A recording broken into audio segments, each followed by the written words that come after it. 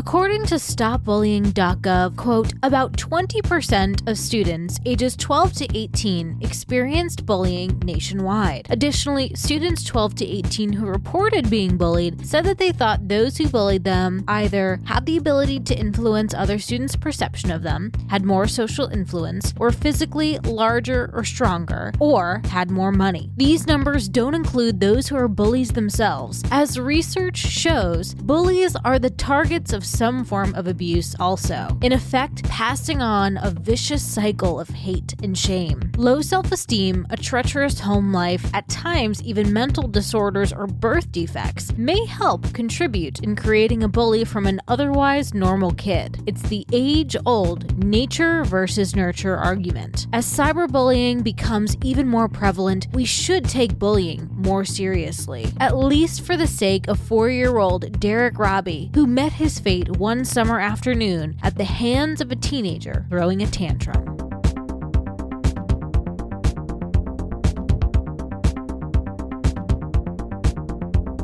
All right, welcome guys. If you're new here and this is your first time, I put all my sources for tonight's episode on talkmurder.com.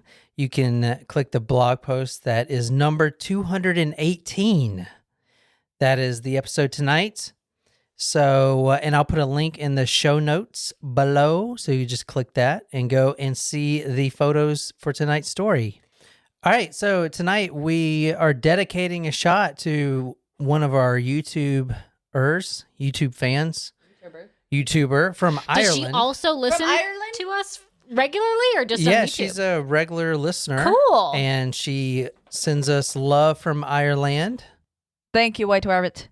Thank you for the love from the homeland. What county are you from? So I told her that I would dedicate tonight's shot to her. So that's what we're doing. All right. Take it away, Jen. Surprise shot. Surprise shots.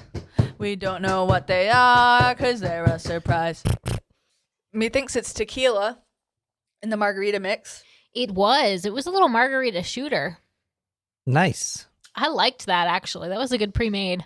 And tonight is a story that you probably haven't heard and or you haven't heard anyone else do. Probably because it's really tragic and depressing. Well, okay. We'll make it through. Guys, I'm going to need your thoughts and prayers for the next 40 days because I gave up beer for Lent. So if this is sad and depressing, I'm going to have to do something else. Maybe some wine. I don't know. Yeah, let's not fret, guys. She didn't give up hard liquor or wine. Just beer. So fear not. But that is a tough challenge. I know how much you love your beer, Jen. All right, so tonight we are going to New York, and we're going to Savona, which is a village in Steuben County in New York. Population 827. You don't really think about New York as having that small of a population. The population was 827 at the 2010 census, which the story tonight had, 847? It's a small town. It had 974 in 1993. So I don't know where that 100 and something people went, but they're not there anymore. So this village is right above the Pennsylvania border in mid-state New York, southern mid-state New York, a very small village. And also before we start, I want to say thank you so much for all you people that subscribe to the new podcast that I'm producing called Among the Dirt and Trees. I don't know if you've listened to the last episode of that, but Brianne, the host, she talks about how you can enter to win all this camping gear. She's calling the promotion the Surviving Nature giveaway. And I think it's like $300-something worth of camping gear bundled up into that. It's a pretty nice deal. It's a really nice deal. There's an Osprey, I think that's how you say it, Osprey day pack, the camper day pack. There's some sort of Camelback. Well, it's not a Camelback. It's like some camel bottle or whatever. There's like some other camping stuff in there to get you going, like carabiners and stuff like that.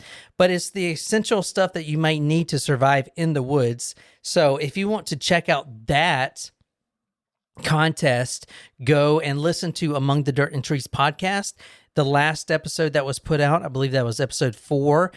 Brienne talks about the giveaway at the very end of the episode, and you can go and sign up for that, and you got a really good chance of winning that because you can do multiple entries.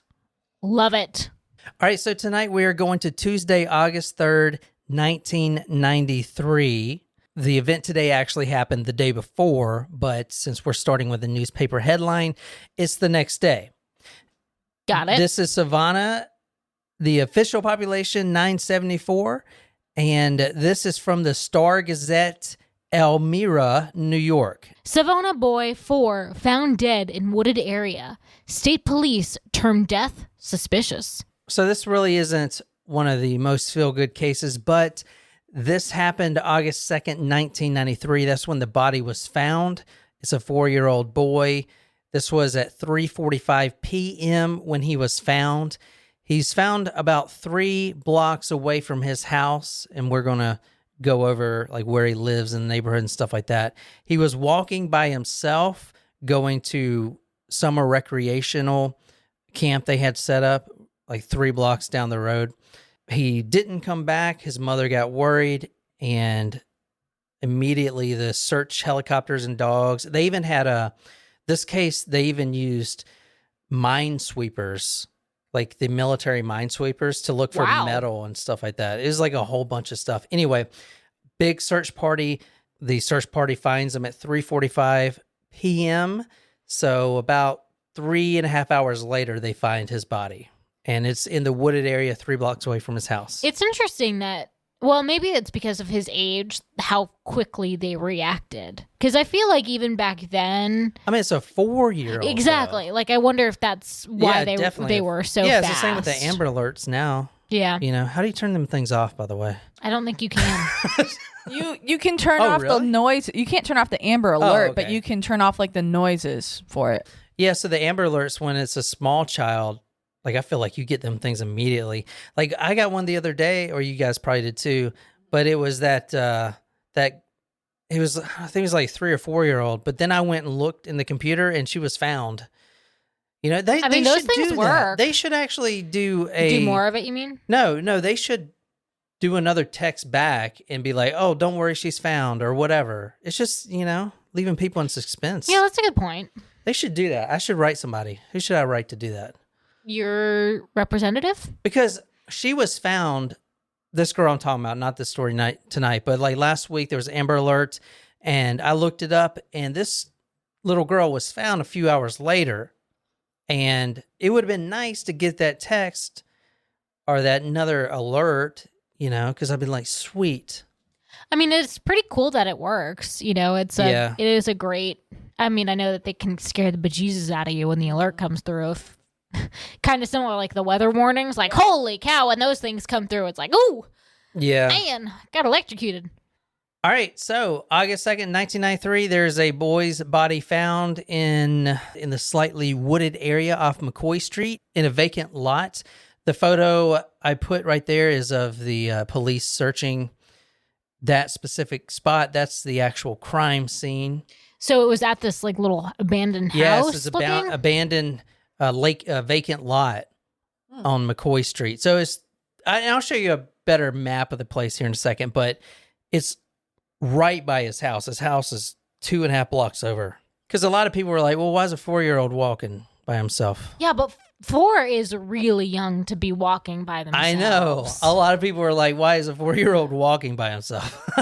Didn't we talk about this during another episode? Didn't we talk about how, like, what could it was like when a 4-year-old like left their house in the middle of the night. Remember? Huh? Didn't we talk about that? I thought it was the one where the girl came out of the apartment complex with the tricycle that was in front. Oh yeah, Navia. Yes. Yeah. I don't think she was 4. She was 6, I think. Yeah, she was older than that. I'm just like 4 but is still, really young. Yeah, it is really like my young. nephew is somewhere around there. I think he's 5. Yeah. I mean, so I can just picture him walking by himself. But then again, the mother, and I'm not trying to throw shade on the mother or whatever, but what she told detectives about letting him walk by himself, because she did catch heat for that. he has a 2-year-old son, the victim tonight, or 2-year-old brother, sorry. And, he's being really fussy. And not only that, there's 30 or 40 other kids walk into the recreational camp by the house. It's a daily thing. They always walk there. It's like Vacation Bible School or Vocation Bible School. What is it called? Vacation Bible School. Yeah, it's like Vacation Bible School. So they're literally walking a few blocks. But then again, he is 4 years old. Together, in a group. Well, no. No, not together. I know, it's a little young to be walking, It's dude. so young. Yeah, You need to be supervised at all times when you're that age. I mean, Yeah. like even if you're in the same house, you should at least be a room away so you can peep in and watch the kid. Well, the story from her is that the 2-year-old was being really fussy, and so You mean the sibling? the sibling, Okay. the 2-year-old brother of the victim, was being really fussy. So the mom's like, "Okay, just go," That's so hard. I mean, she probably. I mean, but also it was 1993. It's Yeah. not nearly like.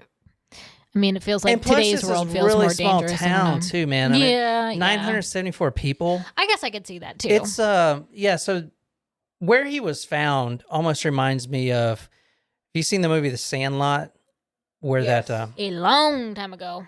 so that little baseball, the little one they play out, diamond. Mhm. it looks almost the same. I don't know. Anyway, let's get on with it. So this is 4-year-old Derrick Robie, who you're looking at right now. If you want to describe him, Precious. he's got a fish. He looks like he could be like a child movie star. He's so cute. Yeah, and that's a really good photo too. It's kind of high definition for 1993. I'll put all these photos on talkmurder.com, so go there and you can see the victim tonight. This is Derrick Robie, and Robbie is spelled Robie instead of the 2 B's. He is from 33 Church Street. So his uncle Dean says, quote, "He was an ordinary boy just like everyone else's kids. He lived about 3 blocks away from where his body was found, and he went missing when he didn't show up for his morning recreation meeting." All these kids, I think there were like 67 kids, I believe, in this little recreation thing. They met there every morning. He didn't show up, and then he was supposed to be home right after 11. He didn't show up. The mother calls, and the search for him started at 11:04, so right after they got the call. And the search party fans out. They find him pretty quick. At 3:45, they find his body. All right, so this next picture is another photo of him, just kind of really... Little headband. I know, man. This He's is a really cute sad. kid. Yeah. He is the son of Dell and Doreen Robbie. He has one younger brother, and there was 2 at the time. So, let's see, 1993. So they were 89. So, yeah. If he was 4 in 93, he was born in 89. Or maybe late 88. no, what about his brother's your age? Yeah. 91. Yeah. 91. So Derrick loved to play basketball and soccer with his uncle. And in fact, his uncle played ball with him last night. That's what he tells the Star Gazette. His mother said he loved playing t-ball, and he was starting kindergarten at Savona Campbell Central School in the fall. So this kid's not even been to kindergarten. 4 years old. Who the hell's going to kill, man. There's just some really shitty people out there. I don't, Yeah. man. I feel like with child murderers, there's a better / worse term than shitty. Like, that's just, it's despicable. It's reprehensible. It's abhorrent. Those are better words than shitty. So a little more about Derrick. This is from the babysitter right here, Tammy Allen. This is what she says about Derrick. He was a great kid and he loved to play baseball, she said. He was always wanting me to go out and play baseball with him. It hit me real hard. I didn't get to sleep at all last night. They didn't find the killer until 7 days later. And one of the things about this case is it's such a small town. I know, like, every crime story we go through, at least I see this all the time, where everyone goes out and they buy locks and they start locking their door and the parents are not letting their kids leave. But 974 people, that's really small. So it's like either You know there what I'm was a saying? total random drifter who happened to be passing through the town, which is unlikely, or it was One of their own. one of their own who Which is like was ballsy. familiar with Yeah. the kid, maybe. Because out of 974 people, that's, I mean, oof. that's smaller than the high school I work at. That's what I'm saying. That's nothing. You It's not can even- memorize everyone's names. not even not half- really, but not well, even maybe. half the population. So you could like do, you know how certain crimes that we've covered, I think the what's the one with the bridge? The we were just talking about them too. Libby and Delphi Bridge. yeah, thank you. Didn't they like swab everybody in the town or something like that? Or they were making like in this type of case, you could do that. Yeah, You but know? you can't do a dragnet and then make people give their DNA. That's another thing that makes our system so beautiful is they can't just come and force you to give your DNA or whatever, unless You're a suspect. No, not even a suspect. If you're a suspect, you don't have to give them your DNA. Now, if they invite you in for a smoke and a coffee, you better take the cigarette butt and the cup because they'll just get the DNA off that. Ah. Yeah, but they can't actually force you to give DNA unless they get a court order signed by a judge. And that is only for remember Ted Bundy? They actually drug his ass to the dentist Yes, to get I remember. his teeth molded. So that they forced him to do that. There was a judge that says you will get this done. Because of the teeth imprints. Yeah, because he has such a unique bite. Look at you. I forgot about all this. Yeah, so they can't force you unless. So if they do a dragnet, yeah, it's suspicious as hell. If someone's like, "No, I don't want to," but honestly, I would say that I don't want to. It's my right. But then again, I wouldn't. If they're looking at me, then they're turned ass backwards anyway, kind of shit. You know what I'm saying? Anyway.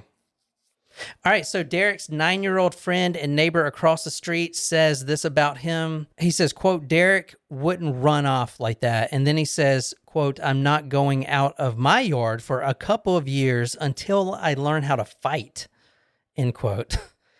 I never heard that before. He's a 9-year-old kid. He's saying he's scared to go out of his house until he learns how to fight. It's kind of sad. So let's talk about the cause of death. Head injuries from a blunt instrument. Fingerprints were found, and from the autopsy, his body revealed severe head injuries, including multiple skull fractures and cerebral swelling and contusions, extensive tearing and bleeding of tissues in the chest, a perforation of the intestinal wall, and pinpoint hemorrhages on the neck, face, and eyes, indicative of asphyxiation.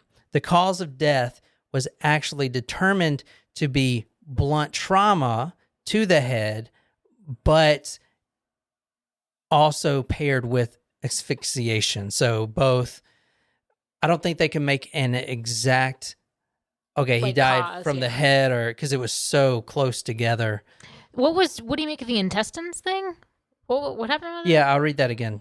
Perforation of the intestinal wall and pinpoint hemorrhages to the neck. So perforation is a hole that is bored into his body using something. So some stabbing as well, perhaps? but not. Oh, He was impaled with something.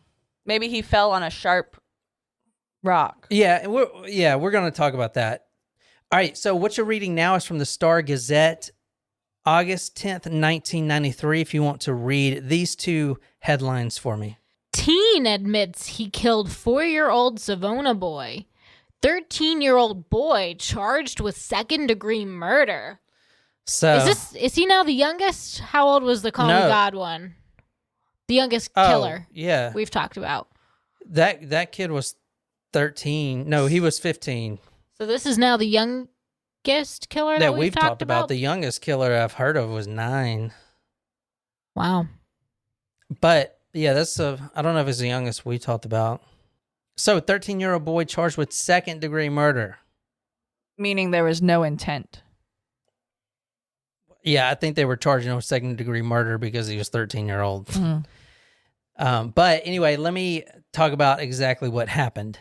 7 days after they find Derrick's body, a local teen who is well known confesses after his own family pokes holes in his testimonial about what happened that day. This kid was going to the recreational camp too. In fact, he was already there, and he got kicked out for the day for causing a disturbance. So he is on his way back to his place from the recreation. And he's upset about what happened during the Yeah, day. he's pretty upset about it because he got kicked out for that day. He was causing a disturbance. He's 13 years old. He's riding his BMX back, and that's where he sees the 4-year-old Derrick Robie walking towards the recreational center. Do we know what kind of disturbance he caused? No, I couldn't find that exactly. They just said he was being bad. That's all they said on that. So police initially interviewed all the kids at the recreation center. No one's seen him, this, that, and the other. And even the 13-year-old that we're going to talk about here in a second says he didn't see him at all. But they knew that he was kicked out of school. Exactly. And he knew that timeline. And they weren't really pressuring him at first, but the family started to poke holes in the story and said, okay, let's have the police come back and talk to you again, see if we can get a clearer story. That's what happened. And with the second story, he said he did see Derrick Robie at 9:15. Okay. Now, he's a 13-year-old kid, and he probably didn't know this, but even back in 1993, they can be pretty accurate in telling when someone passed away to the minute, based on the humidity of the day and where the body was. Especially because they found him so quickly. Exactly. Right? So they actually had his cause of death at 9:20 a.m. So if this kid's saying he sees him at 9:15 a.m. Now he's the last person to see him alive. by 5 minutes. So not only that, there was other things too. So I'm going to tell you a little bit about this kid in a second. But when he tells police that he did see Derrick Robie, he could describe exactly what clothes he's wearing. He could describe exactly what was in his lunch bag, all kinds of stuff to the detail. Here's the thing. This killer wears these big glasses, and for 2 weeks, he hasn't had his glasses. They've been broken. So for him to be able to tell in detail the clothes of the victim was wearing, even though the victim was apparently across the street, that was another suspicious thing. Well, you can only know that if you're right up front in person. And how many kids' outfits are you really going to memorize? If you're just someone's walking across the street, you're not going to be able to remember what they were really wearing in detail. So there's a little bit about the kid. His name is Eric Smith. And if you want to read this is from the Star Gazette. There's two conflicting sides I saw here. One says he's this bully and he picks on everyone. The other one is the opposite view, that he's a really good kid. He smiles a lot. He's funny. He's nice, kind, but he does get picked on. He is bullied himself. So there's two kind of sides with this case. And we're going to talk about that in here in a second, but this is from the Star Gazette. He was a really sweet kid, but there was just something about him that wasn't right, said Sarah Farnsworth, a 20-year-old recreation program counselor who knew Smith since he was in kindergarten. Friends and neighbors said Smith was hyperactive, had a bad temper, and was quick to fight. Smith had flunked the 4th grade and hung around with younger students. He had a reputation as a tough guy and would bully younger children, said Roy Elliott, 40, whose son was Smith's friend. I'll show you the picture of him now. He's still alive. He looks exactly like... he's around our age. Seth Green. No, he'd be around your age. No, Seth Green, the redhead. Yeah! He does look like Seth Green now. I'll show you a picture here in a second. But, so this is Eric Smith. He is... I think he's my age now. He's a ginge. He is a ginger, yeah. He's got big, wiry glasses. Yeah, they're like drugstore glasses. Yeah, they're wire rim glasses held together by tape. He looks even younger than 13 in this. Yeah. Well, don't you think? Well, in this picture, he may be 14 because he was 14 when he got tried. But this happened when he was 13. He looks, to me, he looks like he's like 8 or 9 years old. I don't know. Maybe I'm just bad at that. So I'll put this photo on talkmore.com. He is a redhead, very redheaded, a galaxy of freckles on his face. A lot of, that's usual. Yeah. But he's got these big wire glasses. And, he looks like they're like almost aviator-shaped glasses, Yeah. He doesn't look like an evil kid. No, at all. I would not have expected. He doesn't look like a that at bully all. either. No. He almost looks like the kid off the Christmas Story. Yeah, or Jonathan Lipnicki. But Yeah, I with don't red know hair. who that is. Who's that? Stuart Little. He was in Stuart Little. Yeah. Yeah. So if you look at this guy now, I mean, obviously the photo here is of him frowning and stuff, but he doesn't really look like a bully. And he got made fun of. In fact, he was bullied because the 'Cause he shape was of a his ginger. well, that too, and the shape of his ears. Plus, he didn't know who his biological dad was. That kind of thing, you know. At least I have a dad, kind of shit. I hate that kids are so mean about that stuff. I know he killed a child too, but man. Yeah. All right, so Eric Smith, he is redhead, like I said. In school, he played the trombone. He dreamed of playing in a country western band, but I don't know now. He loved Garth Brooks. I'm more of an Alan I Jackson was going to fan. say, who was it that you were in the fan club for? All right, so he dreamed of playing in a country western band. He was a baseball player, and he rode his BMX everywhere. I did see some accounts of him bullying. I saw a lot of accounts of that, actually. And I also saw a lot of accounts saying that he was a great kid, a normal kid. And he was held back. If you want to read this is from the Daily News, 16th of August.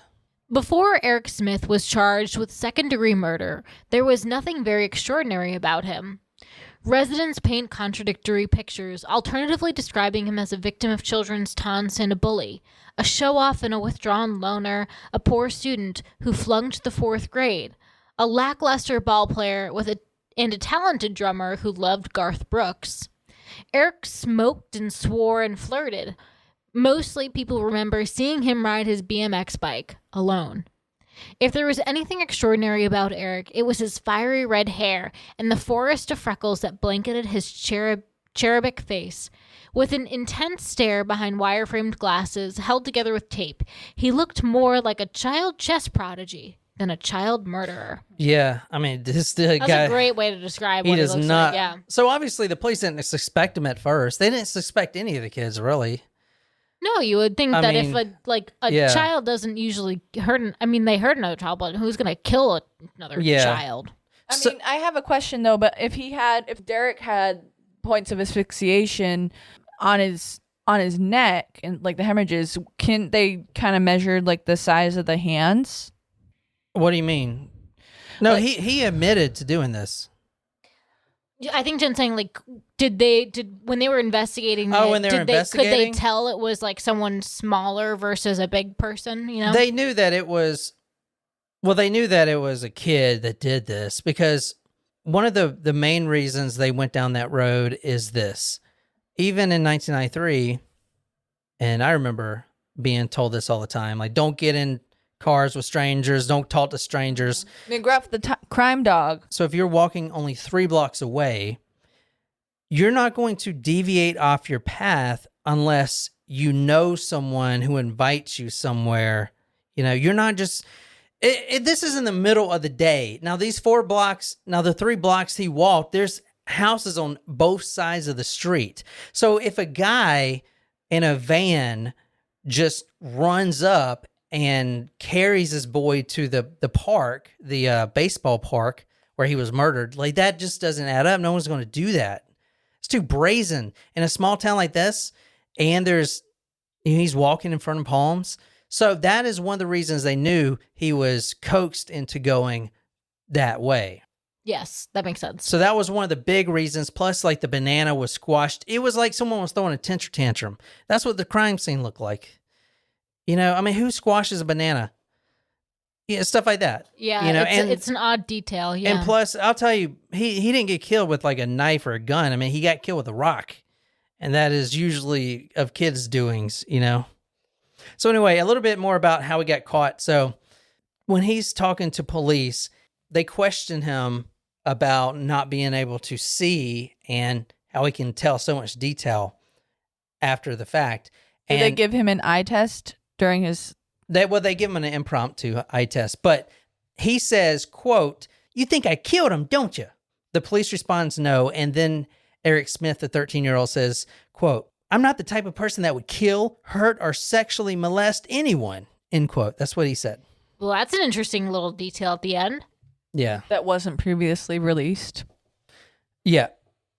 Wait, so was the child sexually Yeah, I was touched? going to get to that later, but I'll get to Whoa. that now. So the autopsy, severe head injuries, multiple skull fractures, cerebral swelling. He also had, his pants were pulled down, and there was a tree limb, pretty large tree limb, stuck inside of his anus. And that is the sign of... That child was being molested. No. Right? No? No, it's not molestation. It's like a sign of a dominant. You know what I'm saying? Yeah. Yep. It's a sign of a bully kind of thing. Does that make sense? Wow, that is aggressive, though, for such a... Well, so that's why they knew that it was another kid. To a 4-year-old, though? Like, honestly, like... But this kid's understand, 13, though. That's what I'm saying. Like, you're... But he probably doesn't know. He didn't... They don't know what really that meant. So At 13, you understand that you should not be sticking a stick up a 4-year-old's No, I get it. rectum. I get it. But when I was in Afghanistan and those places like that, I mean, have you ever read Kite Runner?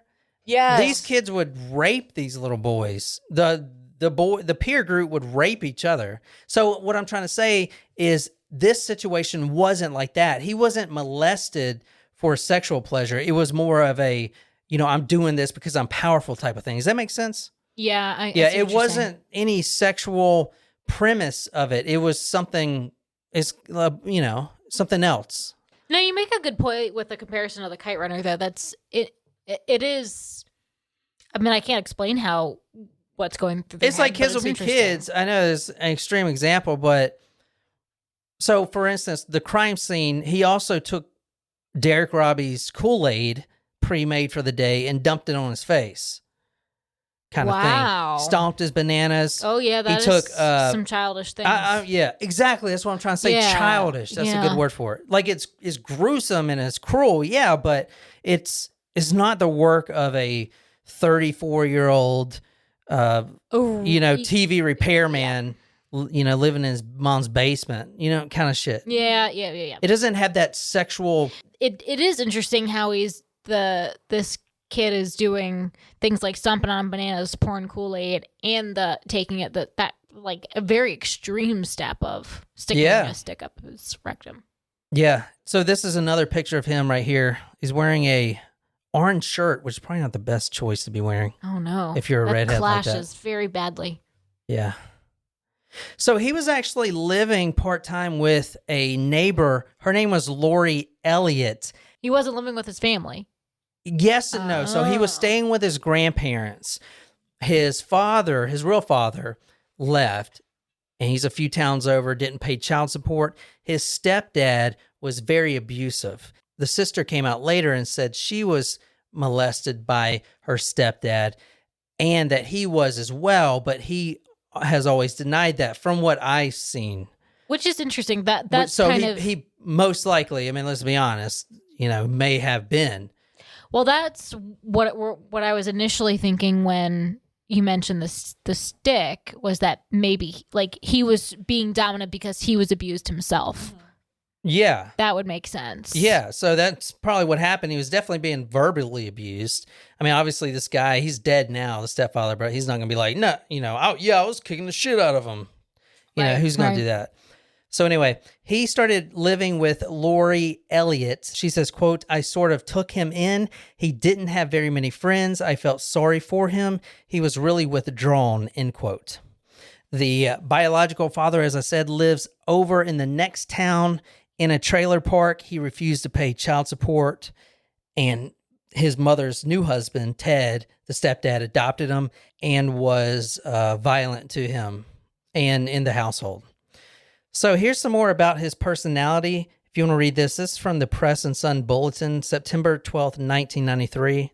Even though the old man considered Eric his friend, Eric killed LeBaron's Siamese cat, Sam, about 4 years ago, choking it with a garden hose clamp, LeBaron said.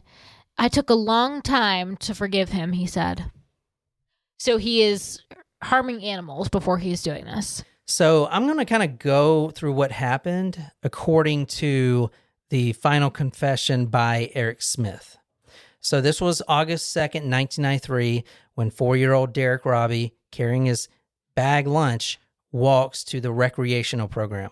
Only minutes later, and this is on McCoy Street, near that baseball park, the Eric Smith, who was riding his bicycle, calls out, quote, "Hey, kid," prompting Derrick to turn around. And at this point, Eric Smith admits to the police, and this is his own words. He says, quote, "I knew I wanted to take him someplace and hurt him," end quote. So he knew he wanted to do harm. He knew he didn't wanted to necessarily do harm, premeditate the murder, but he didn't know he was going to murder, but he knew he wanted to hurt someone. So kind of like a bully. That goes with the bully theory. The whole time he's walking him to his eventual death spot, he is reassuring him, "It's okay. Everything's going to be okay. We're just going to go over here, and I want to show you something," type of thing. that's kind of disturbing too. So what I'm reading now is from Eric Smith's appeal. As the boys reached a secluded area behind an overgrown hedgerow, the defendant put down his bicycle, let Derrick go in front of him, and then reached around and choked Derrick's neck with his right arm. Derrick dropped his lunch bag and kicked his feet and swung his fist in an attempt to get away. The defendant, Eric Smith, started to release Derrick in order to readjust his grip and choke Derrick with his hands. But because Derrick began to, quote, grasp some air, the defendant, quote, squeezed harder, end quote. After about 30 seconds, Derrick no longer made any noise. So defendant, quote, figured he was dead, end quote, and laid him on the ground. When Derrick again began gasping for air, defendant dumped Derrick's lunch on the ground, picked up a paper napkin, and stuffed it into Derrick's mouth. The defendant, so very bully-ish, very childish, Eric Smith then attempted to stuff a plastic sandwich bag in Derrick's mouth, but pulled it out when Derrick bit his finger. Smith picked up a small rock, knelt over Derrick, and struck him with it 3 times on the right side of the head. Picked up a large rock and with both hands threw it 3 times on Derrick's head, then picked up another large rock and threw it twice onto Derrick's chest and once into his midsection. At this point, Smith took the drink from Derrick's lunch and poured it on Derrick's face. He then pulled down Derrick's pants, took a stick, flipped over Derrick's body, and, quote, from him, put the stick up his butt, end quote. Smith flipped over the body again, dragged it several feet to a rock pile, and left the area on his bike.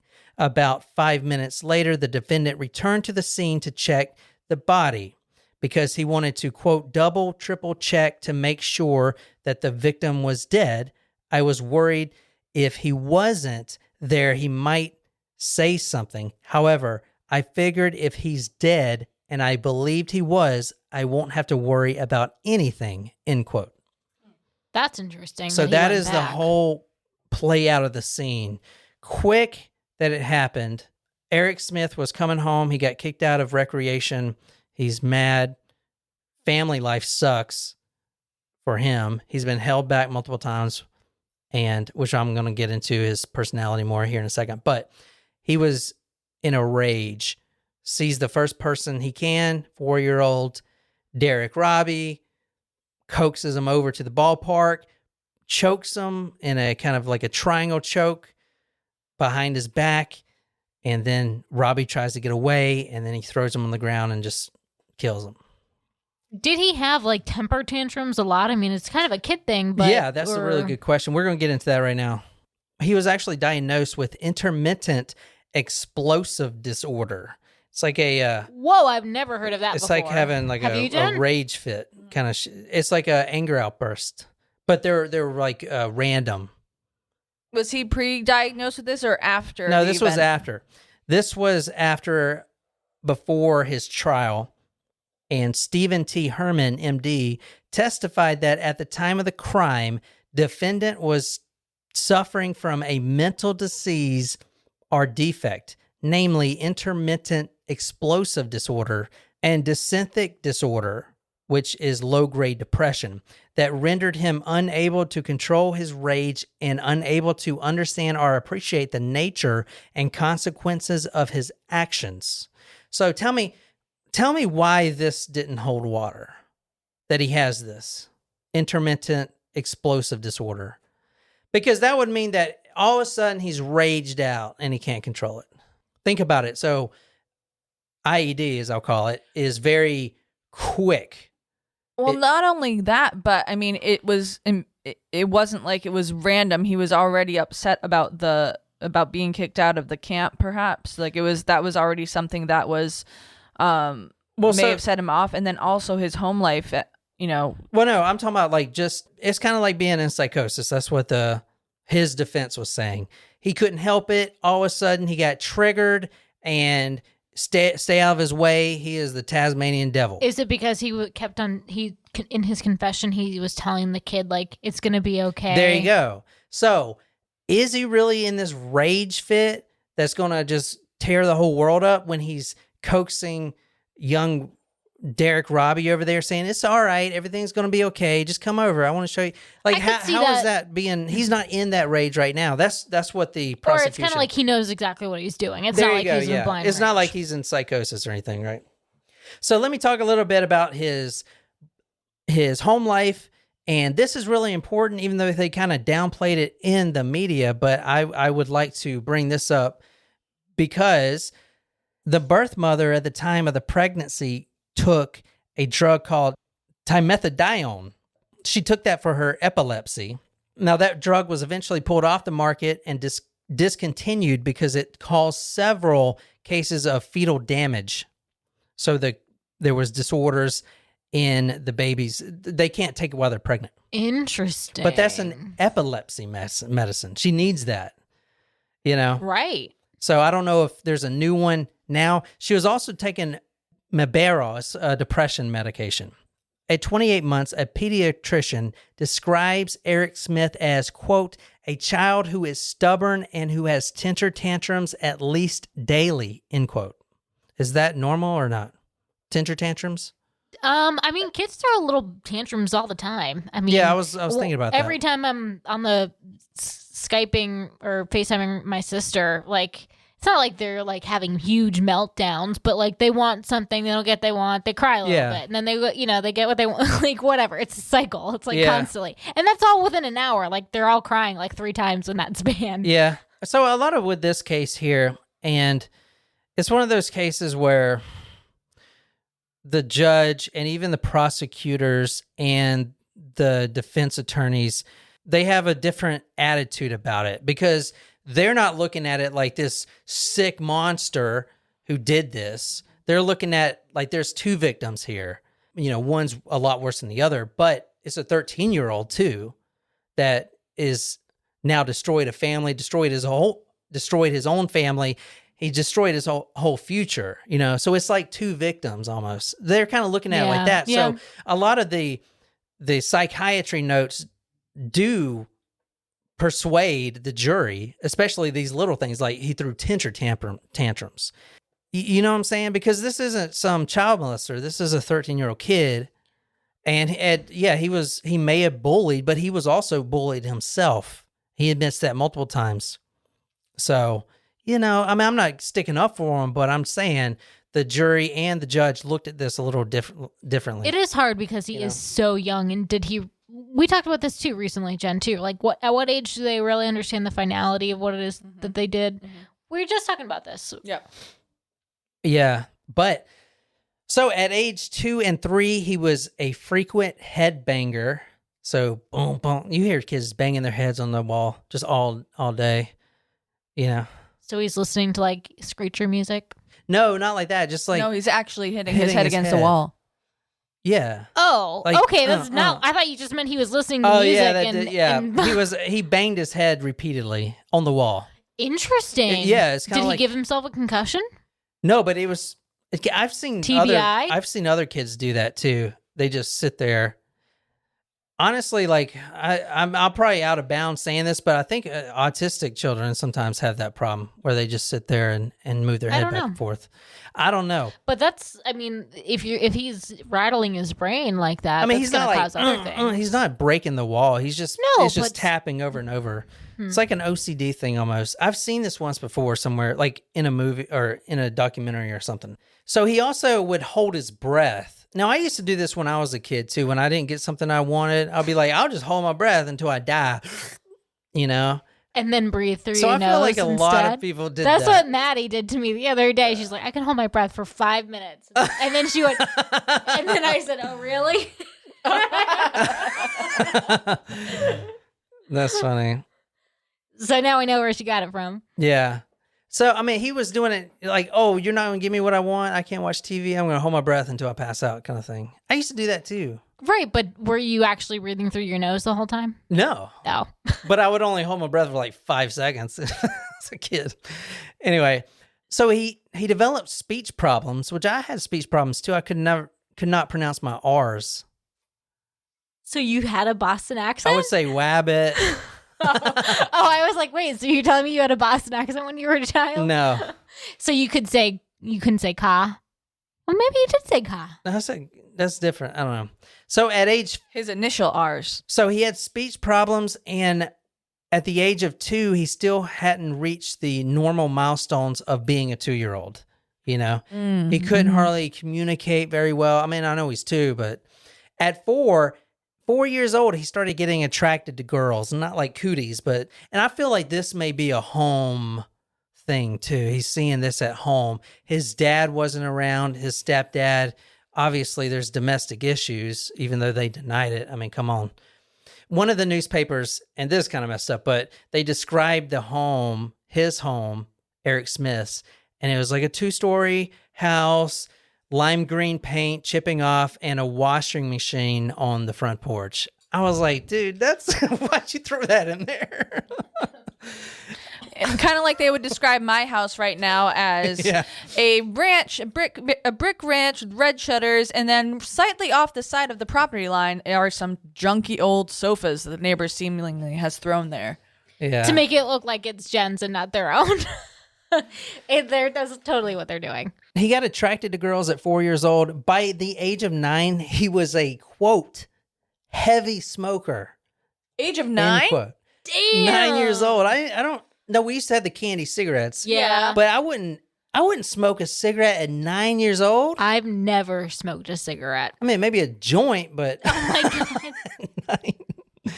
No, at 9, I mean, maybe like 11 and 12, but 9? I feel like that's the sort of thing that you would hear from like the 70s, not the freaking, Well, I've read, late 80s. I or read some whatever. reports of some of the family members that he would go over and play with the kids, with their kids and everything. And the parents would actually catch them digging in the ashtrays. And then when they asked them, what are you doing? Oh, I just need a cigarette on the ride home. You know, it's like, dude, you're addicted to cigarettes? What the fuck? Crazy. Damn. I wonder if it's kind of like that with kids and vaping now. Like they get addicted to maybe. it really, really young. Maybe. How old do you think they're doing it now? Like 8? Middle school. Yeah, I middle think. school definitely. 8? No, I don't Maybe know. like 12. 10 to 12, maybe. I mean, middle school definitely it's a problem. There was something I was watching on Netflix But isn't about that better it. than cigarettes? Well, Uh, yes and no, because there's that, like, it's not going to fill your lungs with smoke and give you lung cancer, but it could also give you that lung disease that all those kids were getting. you know in the they put hospital about. formaldehyde in those things? Yes, yeah, it's still cancer causing. That's what they use to embalm people. Yeah, it's still terrible for Who you. the hell's going to put that shit So, in their but body? the kids are like, "Oh, I would never touch a cigarette," and yet they're like vaping It's 5 like times a day. that movie with Channing Tatum, and they show up in this big muscle car going back to school. oh, 21. Oh, 21 Jump yeah. Street, and they get out, and everyone's driving like Priuses. I love that movie. I have that movie. That's a great one. He's like, what do you think of the ride? It seems like you're putting a lot of emissions in the air. I was like, what? All right, so at the age of 9, he was a heavy smoker. He wet his bed until the age of 11 and was also fascinated with fire. Oh, he is the McDonald triad. Yeah. So the McDonald Triad in 1963, this is from Psychology Today, forensic psychiatrist J.M. McDonald observed in a paper, The Threat to Kill, that these behaviors, which is harming animals, setting fires or having a fascination with fires, and bedwetting, often showed up in his most aggressive and sadistic patients. McDonald had compared 48 psychotic patients against 52 non-psychotic patients who all had threatened to kill someone. Just over half were male, and they ranged in age from 11 to 83. So that's the McDonald triad. They got all three of those. Now, John Benet Ramsey wet her bed, so she's not.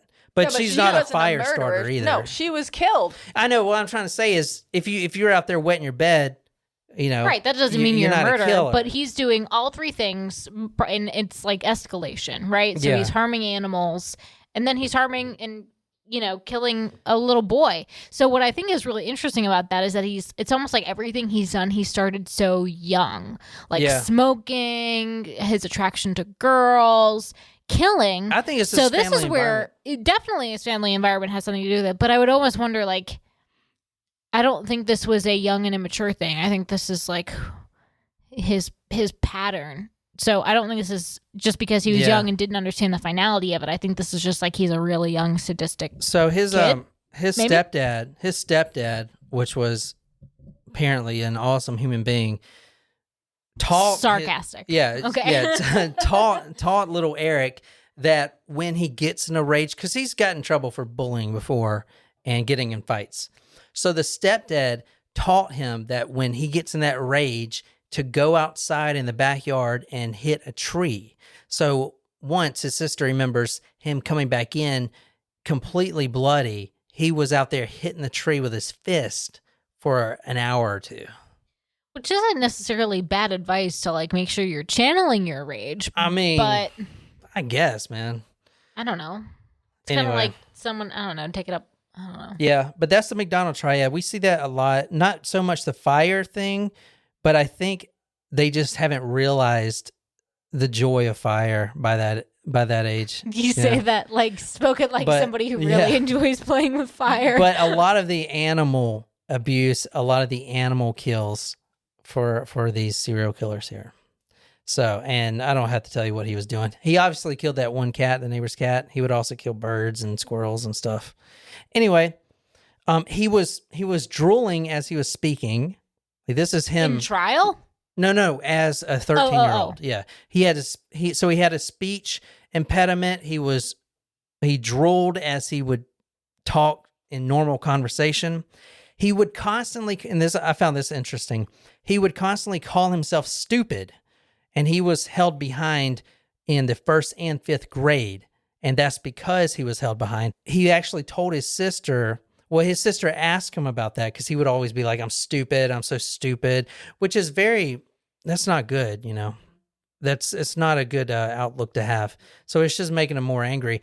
But even in his yearbook, he X'd out his own picture, not like with a marker, but kind of, like with not a knife, but like a nail or something, kind of like tore the page, like crossed out his own picture because he wasn't good enough. That's what he said. Good enough to be in the yearbook. So it's a very negative outlook to have, man. That is sad. But then again, I mean, as you saw, which isn't a bad thing, but to him it was, he is a redhead, a lot of freckles, wiry glasses. He has his weird looking ears, which that was one of his things that people made fun of him about. So he was kind of pushed around and bullied, So I could see how he was like, I don't look like everyone else. I'm not good looking. That's so sad. He also started reading a bunch of Stephen King novels, which, oh my God, at 13, man, those are some. I can't even read a Stephen King novel. I've never read. I started to read one the other day, the It. Mm-hmm. I just read it because I couldn't find anything else on my Kindle. But one of his big ones, The Stand, that's like his magnum opus or whatever, is 1,200 pages. That's a big book. He would read these Christopher Pike books. So it's kind of like Stephen King. I put an image of the Christopher Pike books I'll there. say the name sounds familiar. So he's like a Stephen King plus Were these in the books? In the Yeah, they're kids fiction. Young adult fiction. So the underlying themes in these books specifically is youth on youth violence. So he was reading a lot of these things. All right, so tell me, what do you think should happen to this kid? I don't know if I necessarily agree that he should get life in prison because he was so young and maybe didn't realize his actions. But I would say 25 years. Do you think he's in prison now? No. So they gave him 9 years to life, and he is currently still in prison. His last parole board was, I think, January 2020.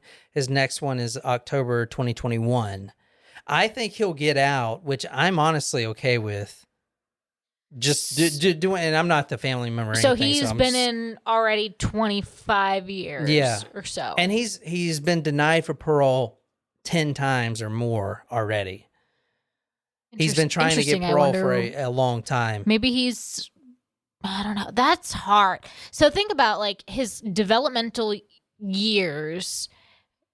Yeah. He's spending in prison. That's a hard transition too. I mean, not that he shouldn't be out, but well, yeah, but all right, let me go through the parole hearing a little bit. And so this is some of the transcripts. He said he initially wanted to go and file for parole, but he, quote, wasn't ready. That's what his own words were. Obviously, I don't think he's a monster, and he's like, shit, I ruined my life and I killed this kid. He feels a lot of guilt, you can tell. Anyway, the parole board says, quote, why did you select him as a victim? He says, he was there. He was vulnerable. I knew at the time I could overpower him. He talked about his bullying, stuff like that. He said at the time, quote, I shut down emotionally, and that caused me to be insensitive to human life, and I didn't value Derrick's life, end quote. He says he now realizes the pain that he's caused everyone in the family. Quote, I realize I took a little boy who deserved to live, end quote. Had you planned this in advance to attack him, not him specifically? So I think that's why they gave him second-degree murder, because it was premeditated. Well, I don't think it was premeditated, but he was a random victim. If it was another boy walking by, he would have killed the other boy walking by. Yeah, so he says, quote, at the time I started shutting down emotionally. I would think in my head the individuals in school who were picking on me and stuff as I was shutting down in my own head. I told myself that when I get older and I could defend myself, I'm going to beat you up or do some physical violence to you because that's how I felt. And that helped me shut down to where I devalued life as a whole, end quote. When asked if he's going to return to Savona, if he gets let out, he says, obviously not. Due to the fact that it's the same town that I committed my crime, I would probably go to a shelter or halfway house, end quote. Or so he's been trying to get parole for a while. He says, I also realized that had I been released earlier, I wouldn't have been ready because emotionally I wasn't connected. So having been denied parole 5 previous times, now this is a few years back, he's been denied like 12 times.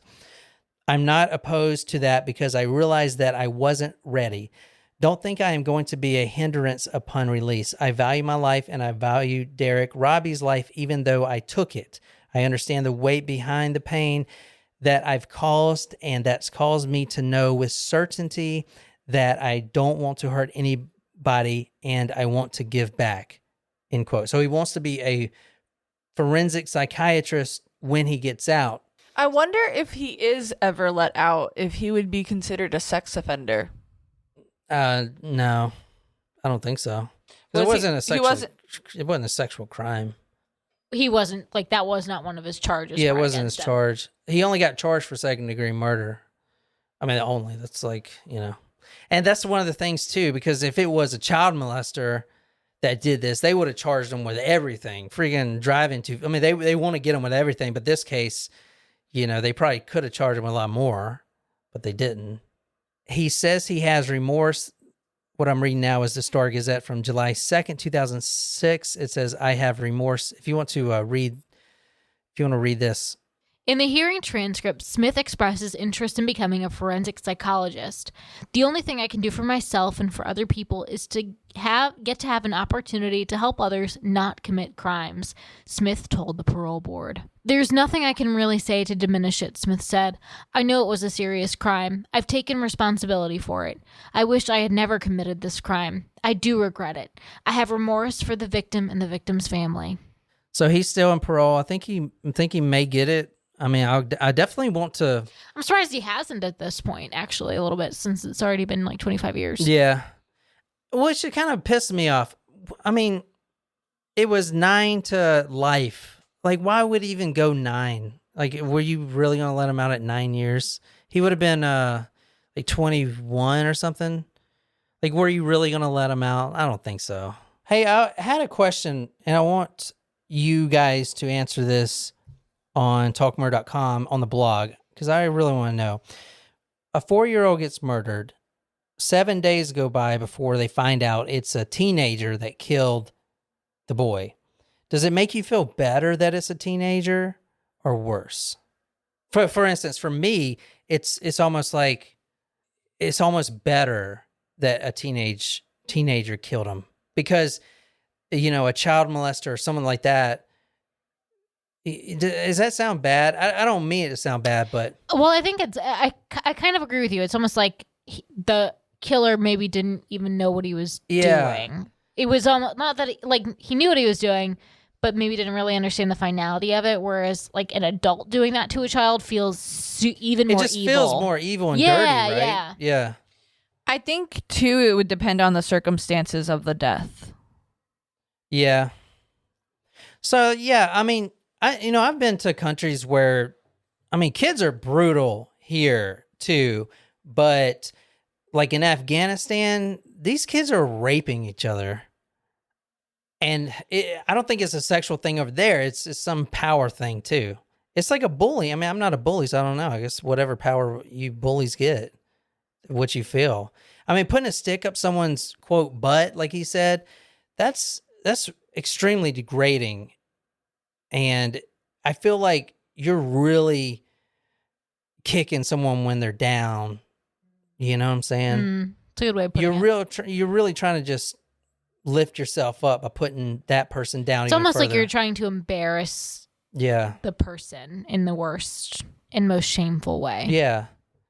I don't know. This whole case kind of seemed really childish. And obviously the reason I want to cover it is because it was a 13-year-old and, I'm trying to figure out why he did it, but he never said why he did it. I don't think he knows why he did it. I think he was a product of his environment, man. I think he wasn't even living full time with his freaking parents. The dad didn't pay child support. The mother has a step boyfriend or step husband that's beating him. He's spending most of his time at someone else's house, kind of like a stray. You know what I'm saying? It is one of the very few times where nature versus nurture and all that stuff. And I think there was that one case that we just did a couple months ago, where it was like the one time where the kid had a great childhood upbringing. Remember that? What was it? That's a lot of cases. I know. Well, I feel like a lot of times we hear about the abuse that like killers come from really terrible upbringing. So I think it shows what you do and say and how you treat your kids matters. It does. Yeah. But anyway, that's this tragic story of little 4-year-old Derrick Robie. If you want to see those photos and what he looks like now, go to talkmurder.com. It's episode 218. And thank you guys for listening, Talk Murder to me. If you guys don't know, we put out episodes every Tuesdays and Fridays. These Friday episodes are a little less dense. I don't research them as much, and I pull a lot of it from old newspapers, but the Tuesday stories are pretty well researched, and they're all accurate. It's just... They're all well researched. Don't sell yourself short. But that is the story of Eric Smith and the murder of 4-year-old Derrick Robie, and hope you guys enjoyed that. Anyway, my name is John. Until next time, good night, you lovely, lovely people.